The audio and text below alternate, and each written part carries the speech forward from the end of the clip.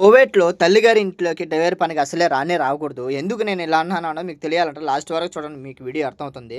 మా sir phone చేసి మా కూతురిది ఫంక్షన్ ఉన్నది స్కూల్‌లో పోయి ఫ్లవర్స్ తేపో అని చెప్పి అన్నాడు. సరే అని చెప్పి అక్కడ ఫ్లవర్స్ తీసుకోవడం అని చెప్పి ఎళ్ళాను అక్కడికి.